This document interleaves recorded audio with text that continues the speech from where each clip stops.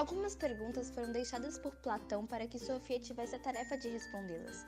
Como um padeiro pode fazer bolos totalmente iguais? Como os cavalos são todos iguais? O homem tem alma imortal? Homens e mulheres são igualmente racionais?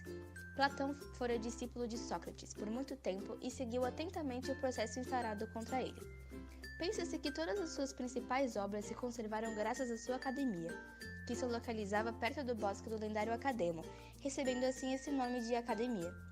Platão interessava-se por um lado pela relação entre aquilo que é eterno e imutável e pelo outro por aquilo que flui, exatamente como os pré-socráticos. Com essa questão, quando se tratava da moral humana, dos ideais ou virtudes da sociedade, os sofistas achavam que o conceito de justiça e injustiça variava de cidade-estado para cidade-estado, contrariando Sócrates, que concordava com o fato de que essas coisas eram eternas, e não. Empédocles e Demócrito acreditavam que os fenômenos da natureza fluem, porém há algo que nunca se transforma. Platão ficava diante disso de diferente forma. Achava que tudo que podemos tocar e sentir na natureza flui, não tem um elemento eterno. Tudo que pertence ao mundo sensível é composto por uma matéria que o tempo toma conta. Mas ao mesmo tempo, tudo é feito de uma forma intemporal que é eterna e imutável. Utilizando o exemplo do cavalo, seu corpo pode morrer, mas sua forma de cavalo não. Platão quer dizer que é impossível um cavalo ter uma forma totalmente nova.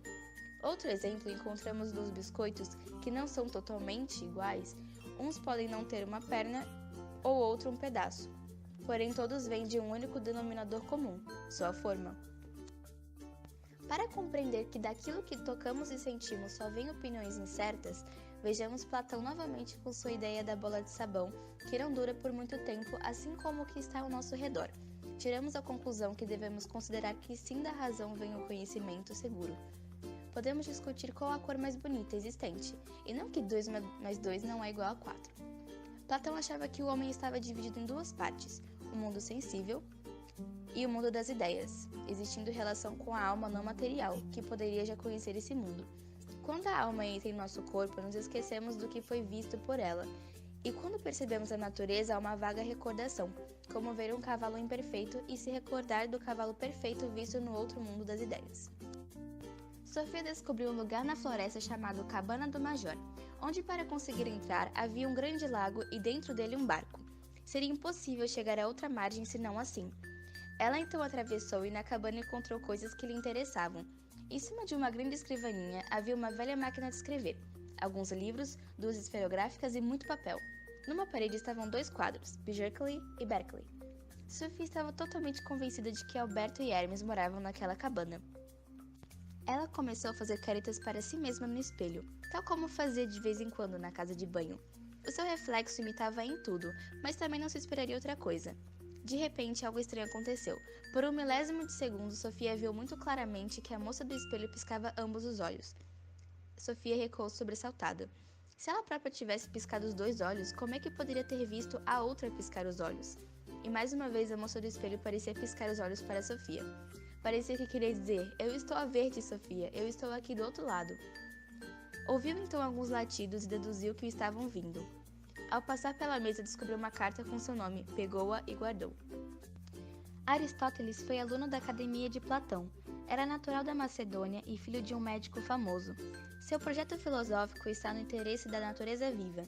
Ele foi o último grande filósofo grego e também o primeiro grande biólogo da Europa. Utilizava-se da razão e também dos sentidos em seus estudos. Criou uma linguagem técnica usada ainda hoje pela ciência e formulou sua própria filosofia natural. Aristóteles discordava em alguns pontos de Platão. Não acreditava que existisse um mundo das ideias abrangedor de um mundo existente. Achava que a realidade está no que percebemos e sentimos com os sentidos. Que todas as nossas ideias e pensamentos tinham entrado em nossa consciência através do que víamos e ouvíamos, e que o homem possuía uma razão inata, mas não ideias inatas. Para Aristóteles, tudo na natureza possuía a probabilidade de se concretizar numa realidade que lhe fosse inerente. Assim, uma pedra de granito poderia se transformar numa estátua desde que um escultor se dispusesse a esculpi-la. Da mesma forma, de um ovo de galinha jamais poderia nascer um ganso, pois essa característica não lhe é inerente. Sobre a ética, Aristóteles pregava a moderação para que se pudesse ter uma vida equilibrada e harmônica. Achava que a felicidade real era a integração de 3 fatores: prazer, ser cidadão livre e responsável e viver como pesquisador e filósofo. Cria também que devemos ser corajosos e generosos, sem aumentar ou diminuir a dosagem desses dois itens. Aristóteles chamava o homem de ser político. Citava formas de governo consideradas boas como a monarquia, aristocracia e democracia. Acreditava que sem a sociedade ao nosso redor não éramos pessoas no sentido verdadeiro do termo. Para ele, a mulher era um homem incompleto. Pensava que todas as características da criança já estavam presentes no sêmen do pai. Sendo assim, o homem daria a forma e a mulher a substância.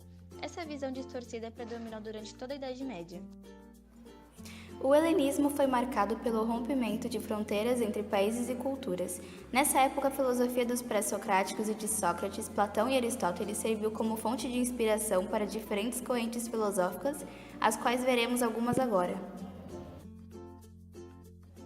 A filosofia cínica foi fundada em Atenas por Antístenes, discípulo de Sócrates, por volta de 400 a.C.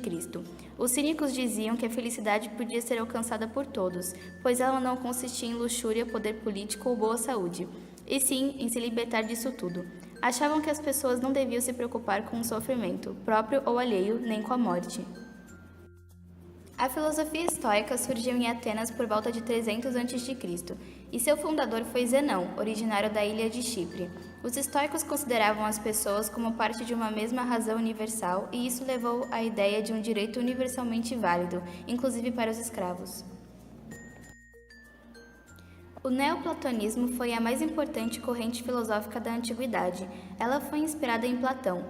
O neoplatônico mais importante foi Plotino. Ele via o mundo como algo dividido entre dois polos. Numa extremidade estava a luz divina, Uno ou Deus, na outra reinava as trevas absolutas. A seu ver, a luz do Uno iluminava a alma, ao passo que a matéria eram as trevas.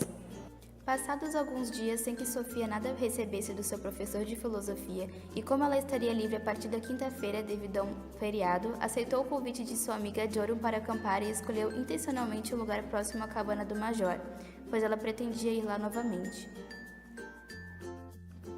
Quando entraram na casa estava muito escuro, mas Sofia tinha trazido fósforo e acendeu uma vela que lá havia. Então chamou Jorum para ver o espelho e lhe disse que era um espelho mágico. Nesse momento, Jorum descobriu alguma coisa no chão da sala. Eram cartões postais, todos vinham do Líbano e estavam endereçados a Hildkneg. Eles falavam do aniversário de 15 anos de Hilde e sobre um misterioso presente que ela receberia. No entanto, no último cartão estavam mencionados os nomes de Sofia e Jorum. Elas ficaram assustadas. Além disso, ainda havia um detalhe. Eram 16 de maio de 1990 e o cartão indicava a mesma data. Como aquilo era possível?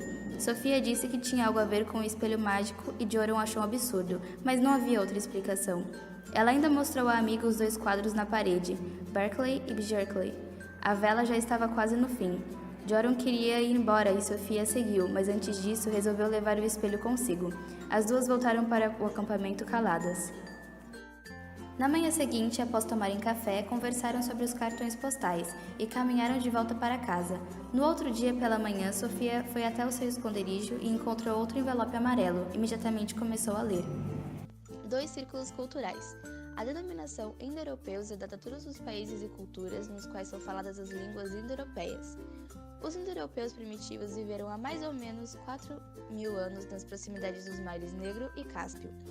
De lá espalharam-se por diversos lugares: Irã, Índia, Grécia, Itália, Espanha, Inglaterra, França, Escandinávia, Leste Europeu e Rússia, formando o Círculo Cultural Indo-Europeu.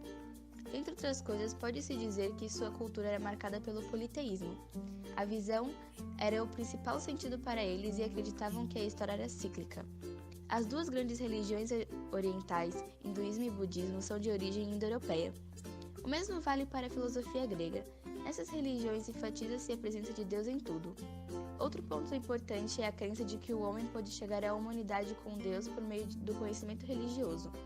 No Oriente, a passividade e a vida reclusa são vistas como ideais religiosos e em muitas culturas indo-europeias acredita-se na metempsicose, ou transmigração da alma. Essa problemática foi tratada por 2 importantes filósofos da época, Santo Agostinho e São Tomás de Aquino. O primeiro dividiu o mundo entre bem e mal, mesclou sua concepção filosófica com a de Platão e a do cristianismo. Cristianizou Platão. Achava que o mal era a ausência de Deus e que a boa vontade era a obra de Deus. O segundo foi o filósofo quem cristianizou Aristóteles. Atribuiu-se-lhe o mérito de ter conseguido fazer uma síntese de fé e do conhecimento. Achava que existiam dois caminhos para se chegar a Deus, a revelação cristã e a razão e os sentidos. Acreditava que Deus havia se revelado ao homem através da Bíblia e da razão. Sofia recebeu um telefonema de Alberto dizendo que de agora em diante não haveria mais cartas. Ele marcou um encontro para lhe falar sobre a Idade Média. Disse que o pai de Hilde já estava fechando o cerco e que precisavam batalhar juntos. Sofia não entendeu nada. Eles se encontraram numa igreja antiga construída na época medieval. Era de madrugada. Quando Sofia chegou lá, ficou à espera de seu professor. Passados alguns instantes, ele entrou de vestido de monge e começou a falar sobre a Idade Média. Dentre outras coisas, disse que na Idade Média se formou uma unidade cultural cristã sólida. Havia uma contradição entre Deus e razão. Na noite seguinte, Sofia teve um sonho com Hilde. Ao acordar, achou uma corrente de ouro com uma cruz. No seu verso estavam grafadas 3 letras, HMK, as iniciais de Hilde. No outro dia, domingo, Sofia viu Hermes no jardim de sua casa e foi até ele que a conduziu para um casarão, onde encontrou um cartão destinado a Hilde com a data antecipada. Lá, encontrou também Alberto. Então ele lhe deu explicações sobre o Renascimento. Entende-se por Renascimento um período de apogeu cultural que faz nascer de novo a arte e a cultura da antiguidade. Neste período, o homem voltou a ocupar o centro de todas as coisas, antropocentrismo, ao contrário do que ocorria na Idade Média, teocentrismo. Por isso fala-se do humanismo do Renascimento. A Igreja aos poucos foi perdendo seu poder e monopólio no que se refere à transmissão do conhecimento. A moda naquela época era tornar o ser humano algo grandioso e valioso. O humanismo do Renascimento foi muito marcado pelo individualismo. A nova visão do homem centrava-se no interesse pela anatomia e nas representações nos humanos. O homem, a partir dessa concepção, não existia apenas para servir a Deus, mas a ele próprio. Vale ressaltar que no Renascimento desenvolveu-se um novo método científico. O princípio vigente era o da investigação da natureza mediante a observação e a experimentação, método empírico.